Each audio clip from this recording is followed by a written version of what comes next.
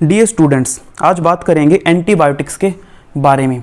As the name indicating antibiotics, वहाँ पे anti जो है, एंटी का मतलब होता है अगेंस्ट यानी कि विरुद्ध, और बायोटिक्स में जो बायोस वर्ड है इसका मतलब होता है life. That means against life, कि जो लाइफ के अगेंस्ट हो, लाइफ के विरुद्ध हो। बट किसकी लाइफ के अगेंस्ट? एक्चुअली जो पैथोजेंस की लाइफ के अगेंस्ट हो। किसके? ये ह्यूमन के लाइफ के अगेंस्ट नहीं है, it is against the life of disease causing pathogens, यानी कि बीमारी फैलाने वाले जो पैथोजेंस है उनके against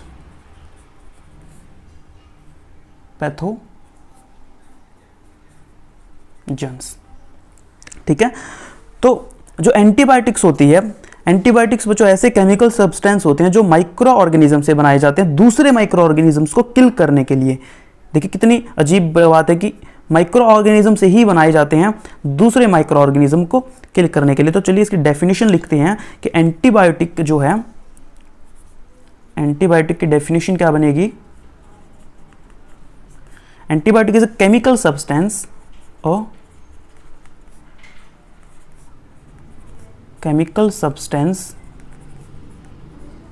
which are produced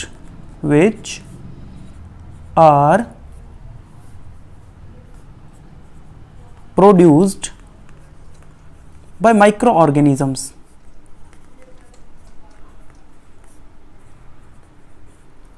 to kill other microorganisms.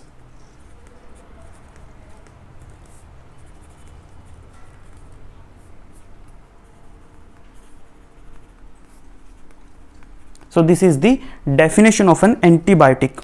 अब बात करते हैं हम फर्स्ट एंटीबायोटिक के बारे में। सो देखिए, जो पहली एंटीबायोटिक थी, सबसे पहले जिस एंटीबायोटिक की डिस्कवरी हुई थी उसका नाम क्या है? Very IMP। फर्स्ट एंटीबायोटिक का नाम है बच्चों पेनिसिलिन। और पेनिसिलिन इसको क्यों बोलते हैं? बिकॉज इसका जो सोर्स था, मतलब कि जिसके अंदर से इसको निकाला गया था, वो एक फंगस थी और उस फंगस का नाम था पेनिसिलियम नोटेटम। फंगस का नाम था पेनिसिलियम नोटेटम।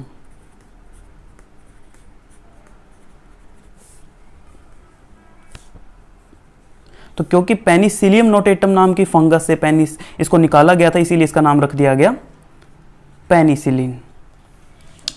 उसके बाद अगर बात करें कि इसकी डिस्कवरी किसने की, so who discovered penicillin? So it was discovered by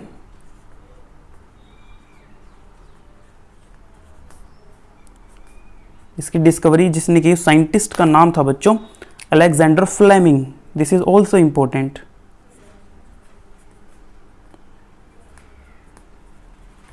Alexander Fleming.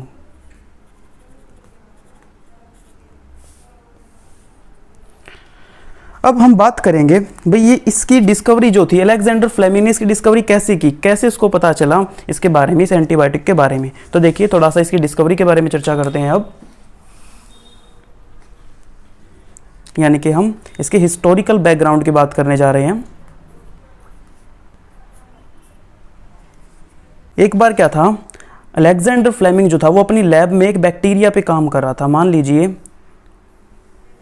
एक प्लेट है, दिस इज द प्लेट, और अलेक्जेंडर फ्लेमिंग अपनी लैब में काम कर रहा था एक बैक्टीरिया के ऊपर। बैक्टीरिया का नाम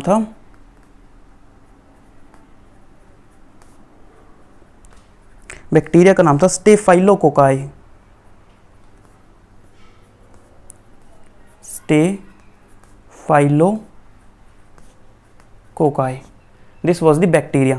तो मान लीजिए ये बैक्टीरिया है,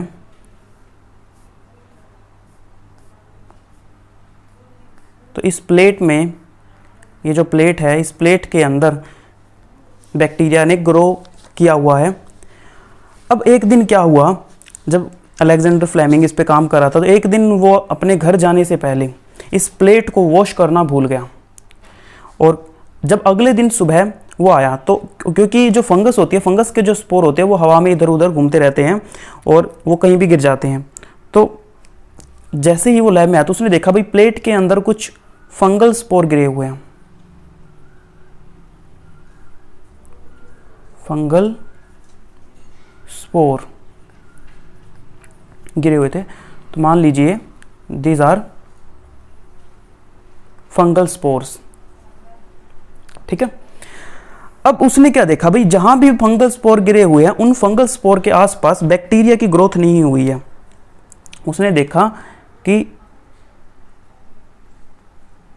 जहां जहां पे ये फंगल स्पोर गिरे हुए हैं उनके आसपास कोई भी ग्रोथ नहीं है, लेकिन बाकी हर जगह पे स्टेफाइलोकोकाई बैक्टीरिया की ग्रोथ है। देखिए ये जो ग्रीन कलर से मैं बना रहा हूँ, दिस इज स्टेफाइलोकोकाई बैक्टीरिया, लेकिन जहाँ पे ये स्पोर गिरे वहाँ पे किसी भी बैक्टीरिया का नामोशी निशान नहीं है, सब खत्म हो चुके हैं।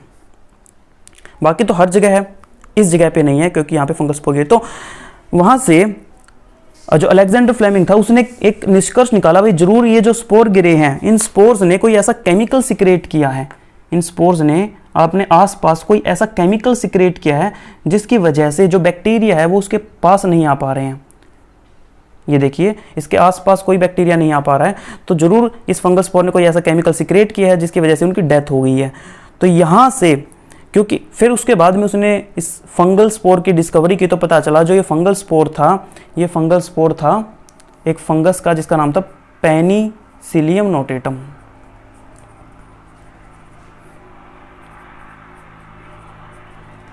तो यहाँ से अलेक्जेंडर फ्लेमिंग ने सोचा कि जो पेनिसिलियम नोटेटम है वो अपने आसपास बैक्टीरिया की ग्रोथ नहीं होने दे रही, तो इसका मतलब ये जो केमिकल बना रही है हम उस केमिकल की हेल्प से बैक्टीरिया की ग्रोथ को रोक सकते हैं। तो यहाँ से डिस्कवरी होती है एंटीबायोटिक की।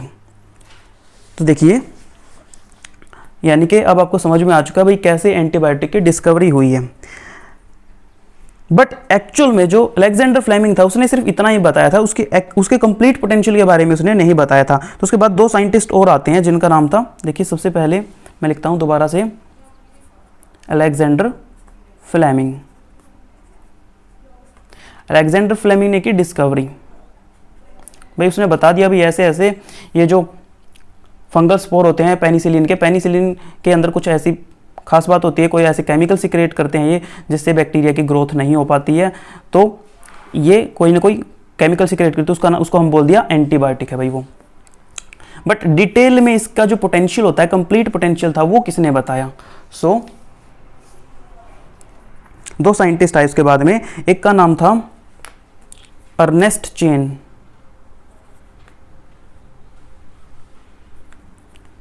अर्नेस्ट चेन, और एक साइंटिस्ट था होवर्ड फ्लोरे।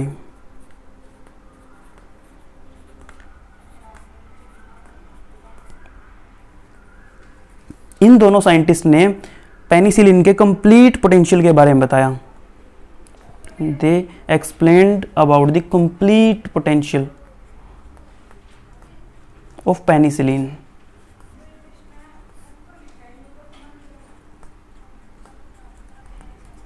तो अब देखिए एग्जाम में क्वेश्चन दो तरीके से आ सकता है। पहला, अगर डिस्कवरी पूछे तो अलेक्जेंडर फ्लेमिंग ने, लेकिन बहुत बार पूछते हैं भाई जो पेनिसिलिन था उसका कंप्लीट पोटेंशियल किसने बताया, और ऑप्शन में अलेक्जेंडर फ्लेमिंग भी होता है और बच्चे क्या करते हैं, गलती कर देते हैं, अलेक्जेंडर फ्लेमिंग पे वो टिक कर देते हैं। तो आपको ध्यान रखना है कि कंप्लीट पोटेंशियल के बारे में बताया था अर्नेस्ट चेन और होवर्ड फ्लोरे ने।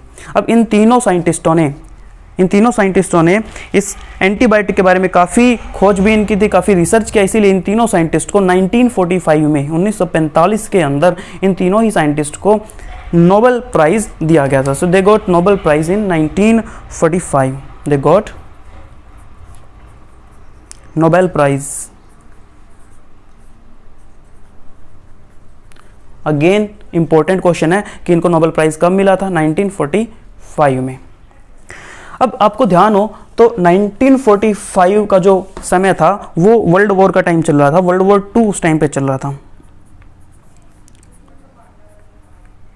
वर्ल्ड वॉर तो द्वितीय विश्व युद्ध चल रहा था बच्चों, और वर्ल्ड वॉर 2 के टाइम पे जो अमेरिकन सोल्जर्स घायल हो रहे थे उनको ठीक करने के लिए, उनके इन्फेक्शन को ठीक करने के लिए इस एंटीबायोटिक को बहुत ज़्यादा यूज़ किया। सो वर्ल्ड वॉर 2 में इस एंटीबायोटिक को यूज़ किया गया अमेरिकन सोल्जर्स के वुंड को ठीक करने के लिए। अमेरिकन सोल्जर्स वर ट्रीटेड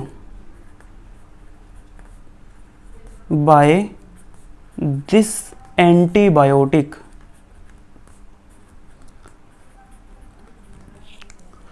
अब ऐसा नहीं है कि ये एक ही एंटीबायोटिक थे, बहुत ये तो 1945 के टाइम के एंटीबायोटिक थे। इसके बाद में धीरे धीरे बहुत सारी एंटीबायोटिक की डिस्कवरी हुई, अलग अलग जो बैक्टीरिया थे, अलग अलग जो माइक्रोब्स थे, उनसे अलग अलग तरह के एंटीबायोटिक्स की डिस्कवरी की गई। तो मैं कुछ और एंटीबायोटिक्स के बारे में भी आपको बताता हूँ यहाँ पे। देखिए, जैसे कि 2 एंटीबायोटिक है, एक है टेट्रासाइक्लिन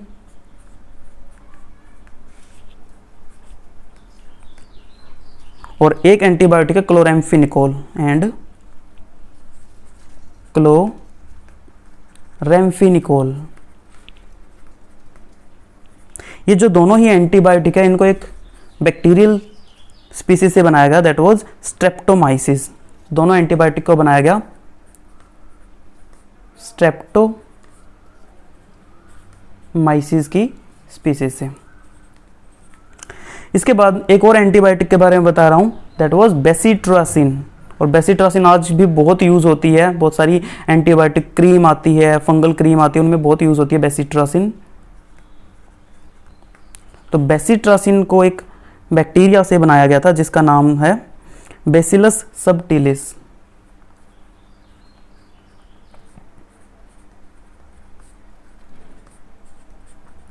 सबटिलिस। तो ये एंटीबायोटिक के नाम भी आपको ध्यान रखने हैं। तो इन एंटीबायोटिक की हेल्प से बहुत तरह की उस टाइम पे बहुत डेंजरस बीमारियों को ट्रीट किया गया जो नॉर्मली ट्रीट नहीं हो सकती थी।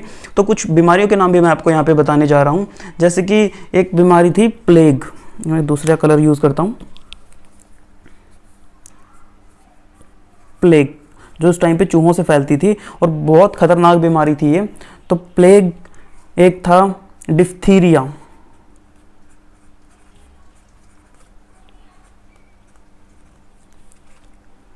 डिफ्थीरिया को आम भाषा में गलघोटू बीमारी बोलते हैं। गलघोटू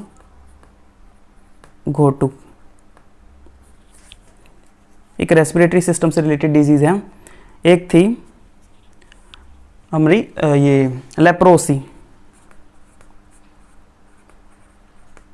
लेप्रोसी को हम अपनी भाषा में बोलते हैं कुष्ठ रोग।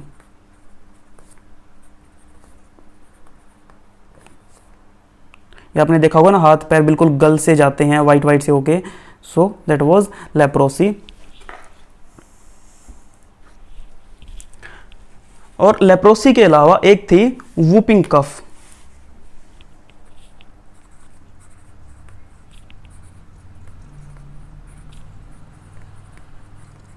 दैट इज कॉमनली कॉल्ड काली खांसी। काली। तो ये कुछ ऐसी बीमारियां थी जिनका इजीली ट्रीटमेंट नहीं हो पा रहा था, बट जब एंटीबायोटिक्स की डिस्कवरी हुई तो एंटीबायोटिक्स, अलग अलग एंटीबायोटिक्स को जब यूज़ किया गया तो इनको इजीली ट्रीट किया जा सका। सो एंटीबायोटिक्स की हेल्प से इन डेंजरस बीमारियों का ट्रीटमेंट पॉसिबल हुआ। तो ये पॉइंट भी आपको ध्यान रख लेना है। So that's it. मिलते हैं नेक्स्ट लेक्चर में जो हमारा होगा एंजाइम्स और बायोएक्टिव मॉलिक्यूल्स पे। Thank you so much।